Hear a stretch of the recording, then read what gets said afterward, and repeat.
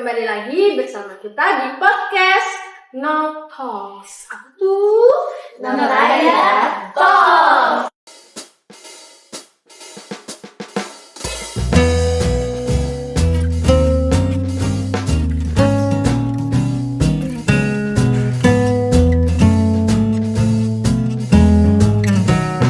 Kembali lagi bersama saya host Tania Anta dan Saya Fiona Winapisi. Saya Regina Rahmanita. Saya Syarita Simanjuntak. Dan saya Tiara Kusumawati.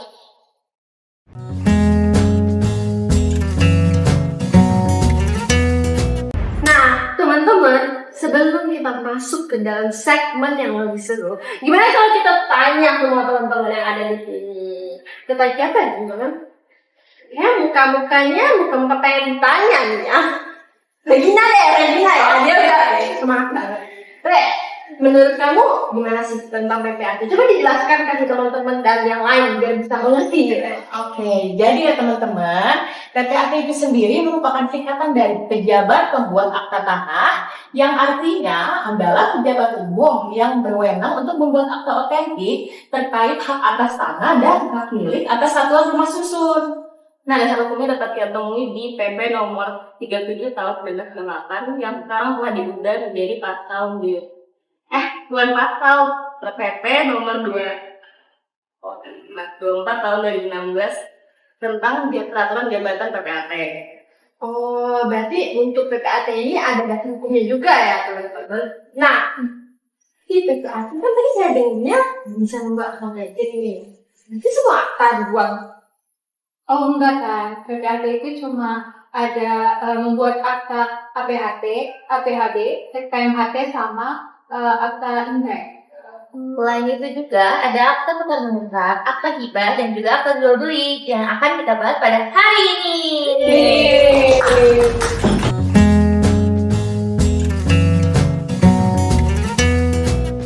Oke teman-teman, tadi udah dijelasin ya secara lengkap banget nih terkait dengan teori akta jual beli.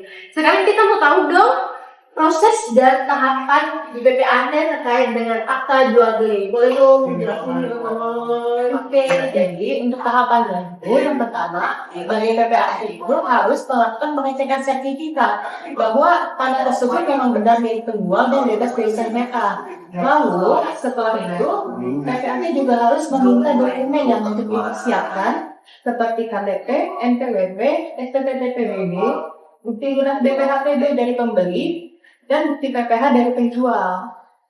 Nah, setelah dokumen sudah lengkap, baru PPAT menyusun draft AJB. Dan sebelum penandatanganan dilakukan, maka not PPAT harus membacakan ke hadapan kepada para pihak dan juga dua saksi sebagai bentuk perlindungan hukum agar setiap para pihak tahu isi akta. Iya, karena saya pasal 1320 KUH Perdata, perjanjian sah kalau ada kesepakatan tanpa paksaan. Nah, pembayaran AJB di hadapan para pihak ini untuk memastikan prinsip itu terkait. Nah, dari penjelasan teman-teman tadi berarti bisa dilihat ya bahwa PPAT itu bukan cuma mengetik akta, tapi bisa harus memastikan legalitas dan keabsahan transaksi. Tuh, teman-teman, dicatat AJB itu bukan sekedar tanda tangan doang, karena AJB itu adalah dokumen penting untuk keabsahan dan legalitas.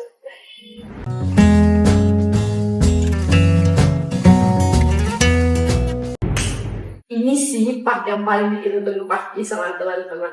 Teman-teman kalau misalkan ada masalah nih, pasti gercep banget.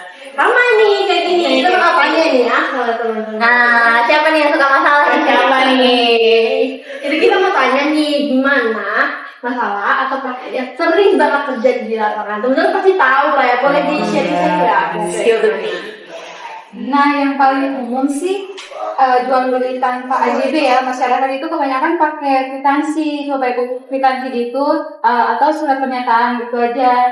Nah, ini kan nggak boleh, padahal itu nggak bisa jadi dasar juga untuk melakukan peralihan hak. Nah, benar banget. Atau juga kadang suka ada masalah tidak sesuai data. Misalnya nama di sertifikatnya bisa jadi salah, atau mungkin luas tanahnya berbeda dengan tanah aslinya ya. Nah, kalau PPAT nggak teliti itu bisa jadi masalah serius loh.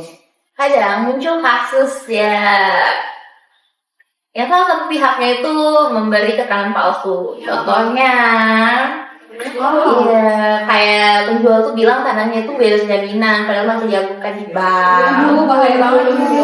Ya ampun, itu nggak boleh teman-teman, jangan Nah, dalam situasi kayak gitu, secara formal IJB tetap otentik, tapi isinya secara material bisa digugat karena tidak benar. PPAT bisa kena tanggung jawab etik kalau terbukti lalai. Jadi bisa ikut tergugat. Berarti teman-teman PPAT ini bisa digugat dan bisa dijadiin saksi gitu ya teman-teman? Iya. Ya ampun. Nah, buat teman-teman nih yang mau jadi PPAT jangan asal tanda tangan, nerima uang tuh nggak boleh ya. Harus harus sudah cek lagi ya. Nggak boleh asal dia tuh dari sertifikat dan namanya, jangan nanti namanya Sumi dari jadi Suni tuh nggak bisa tuh kayak gitu.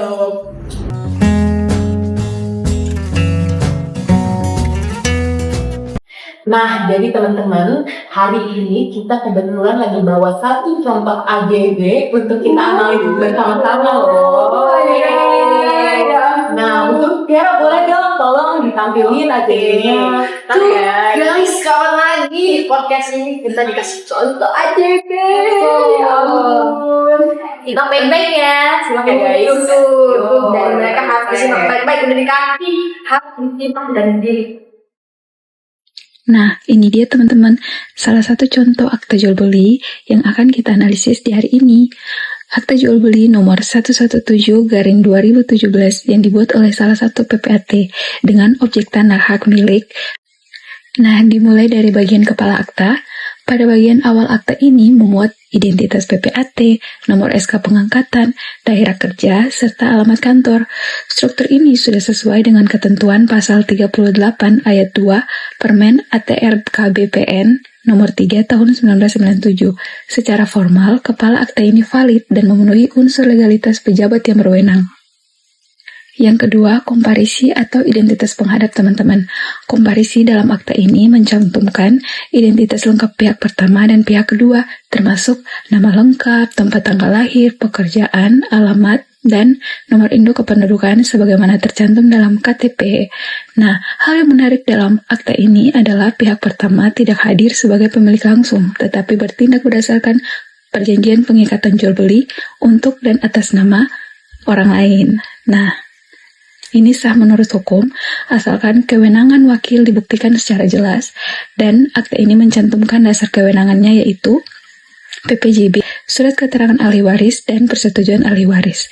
Secara struktur bagian ini sudah lengkap, namun catatan akademisnya perlu verifikasi PPAT apakah PPJB tersebut adalah PPJB lunas atau bukan, karena terkait kewenangan menjual.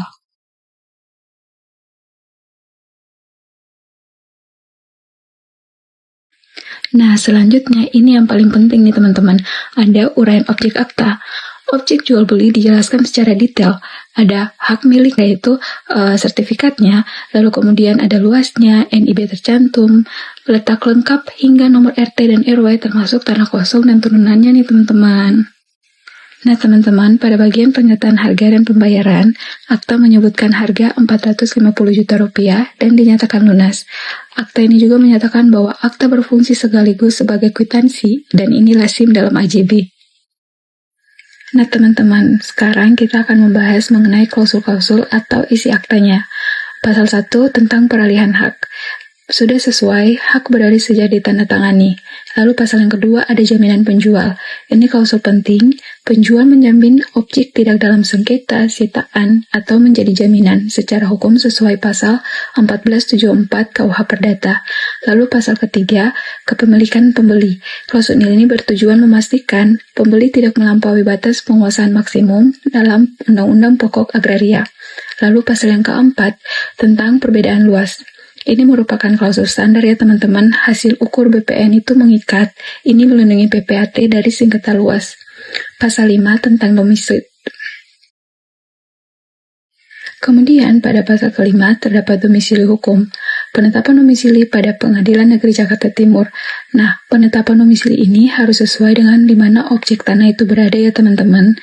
Lalu pada pasal ke-6, jaminan kebenaran identitas. Klausul ini memindahkan tanggung jawab ke pihak-pihak apabila terdapat data palsu, penting bagi perlindungan profesi PPAT. Kemudian pada pasal 7 tentang biaya. Biaya dibebankan kepada pembeli sesuai praktik umum. Nah, sampailah kita pada bagian penutup akta atau yang paling terakhir nih teman-teman. Bagian penutup sudah sesuai karena disebutkan saksi-saksi, akta dibacakan dan dijelaskan, akta ditandatangani oleh para pihak, saksi dan PPAT, dan jumlah rangkap disebutkan. Nah, teman-teman, secara umum, akta jual beli ini telah memenuhi unsur formal sebagaimana diatur dalam PP 24 tahun 1997 dan Permen nomor 3 tahun 1997, serta klausul-klausulnya wajar dan sudah sesuai standar akta jual beli ya teman-teman. Ya, rasanya teman-teman, waktu kita juga habis. Teman-teman, terima kasih banyak nih udah meluangkan waktunya, ngasih insight, ngasih definisi, ngasih makasih ya semuanya. Makasih juga. Makasih banyak. Banyak Tania. Makasih juga ya buat teman-teman ya. Kasih insight baru nih teman-teman, kasih pengalaman juga.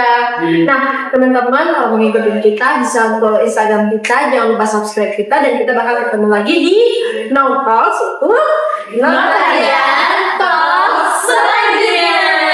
Bye. Nggak bagus ini.